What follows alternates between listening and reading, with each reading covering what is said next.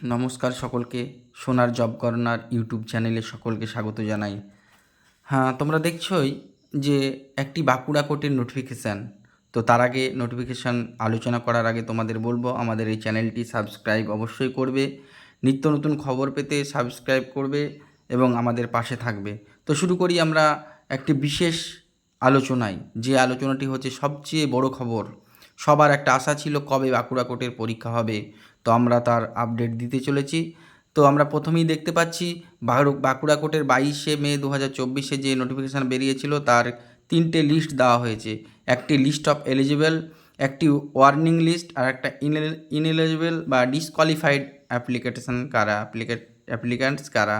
তো আমরা শুরু করি প্রথমে রেফারেন্স নাম্বার লিস্ট নাম্বার 2, যেটা আমরা পরবর্তীকালেই দেখাবো। এই ভিডিওর শেষের দিকে তোমরা দেখতে পাবে যে লিস্ট নাম্বার 2-এ আছে যারা ওয়ার্নিং লিস্ট নাম্বার 2 আছে ওয়ার্নিং লিস্ট, অর্থাৎ কোনো ক্যান্ডিডেট তাদের ডকুমেন্টস আপলোড করতে ভুলেছে, কিংবা কোনো ডকুমেন্টস হ্যাজি ডকুমেন্টস, অর্থাৎ ডকুমেন্টসটা ঝাপসা হয়ে গেছে। এইসব কারণে যাদের ডকুমেন্টসটা ওয়ার্নিং লিস্টে রাখা হয়েছে তাদেরকে 4/11/2024 থেকে 8/11/2024 তারিখ পর্যন্ত ডিস্ট্রিক্ট চেয়ারম্যান কমিটির কাছে ডকুমেন্টস প্রদান করবে সঠিক ডকুমেন্টস, এবং ডিস্ট্রিক্ট কমিটি তাদের ডকুমেন্টসকে গ্রাহ্য দিয়ে তাদেরকে আবার এলিজিবল লিস্টে ফেলানো হবে। এরপরে যারা দেখছো লিস্ট নাম্বার 3-এ যারা সত্যিকারের ডিস্ট্রিক্ট রিক্রুটমেন্ট বোর্ড যাদেরকে ট্রিটেড অ্যাজ ক্যান্সিল হিসাবে ট্রিটেড করেছে, তাদের একসাথে 2-3টে পোস্টে ফর্ম ফিল আপ করা, কিংবা ডকুমেন্টসটা পুরোই ভুল, এইভাবেই যারা ছিল তাদেরকেও ক্যান্সেল করে দিয়েছে। তাদেরকে বলা হয়েছে যদি কোনো অবজেকশান থেকে থাকে তাহলে আপনারা ডিস্ট্রিক্ট রিক্রুটমেন্ট কমিটিকে জানান। তো এবারে আমরা চলে যাই যে লিস্টটা যেটা আছে, দেখুন এলিজিবল লিস্ট। তোমরা অবশ্যই বাঁকুড়া ডিস্ট্রিক্ট কোর্টের যে মূল ওয়েবসাইট আছে সেখানে তোমরা চলে যাবে, সেখানে ভালোভাবে তোমাদের লিস্টটা দেখে নেবে তোমার নাম কোন লিস্টে আছে।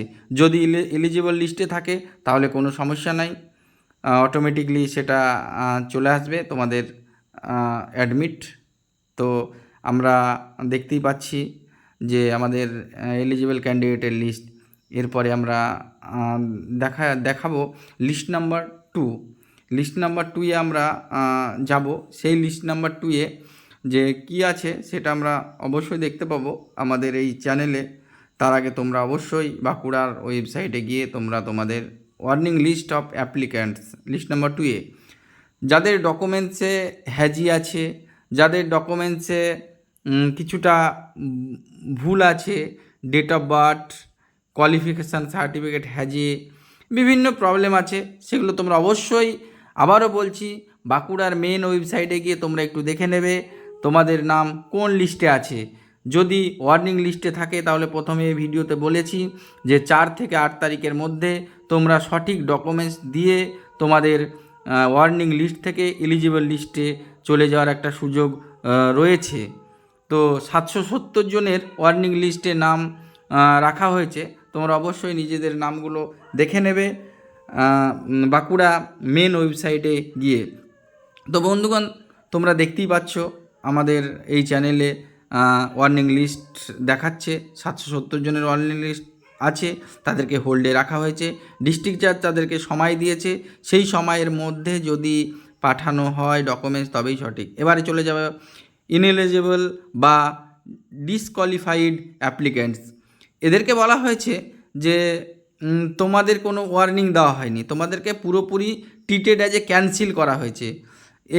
এই লিস্টটা একটা লম্বা লিস্ট, প্রায় 14,000-এর একটা লম্বা লিস্ট, তাদেরকে ক্যান্সেল করা হয়েছে। এবং ডিস্ট্রিক্ট কমিটির ডিস্ট্রিক্ট জাজ বলেছে যে তোমাদের যদি কোনো অবজেকশান থেকে থাকে তাহলে আমাদের এখানে অবজেকশান দিন, কিন্তু কোনোভাবেই বলা নাই যে তোমাদেরকে এলিজিবল লিস্টে রাখা হবে। প্রায় 14,000, অনেক হিউজ, প্রায় ক্যান্সেল হয়েছে 14,000 জন ক্যান্ডিডেটের নাম। বিভিন্ন প্রবলেমে ক্যান্সেল হয়েছে। এমন প্রবলেম, যে প্রবলেম একজন ডবল ফর্ম ফিল আপ করেছে তাদেরকে ক্যান্সেল করা হয়েছে। তো আমরা শেষে একটি কথা বলতে পারি, হাইকোর্টের রায়ে যে ওবিসি এবং ওবিসি এ এবং ওবিসি বি এর যে কেস চলছে, সেই কেসে কিন্তু যারা 2011 সালের পরের ওবিসি এ বি তাদেরকে অ্যাজ এ জেনারেল ক্যান্ডিডেট হিসাবে ডিস্ট্রিক্ট জাজ রিক্রুটমেন্ট কমিটির যে ডিস্ট্রিক্ট জাজ তিনি ইনক্লুড করেছে তাদেরকে। ধন্যবাদ সকলকে।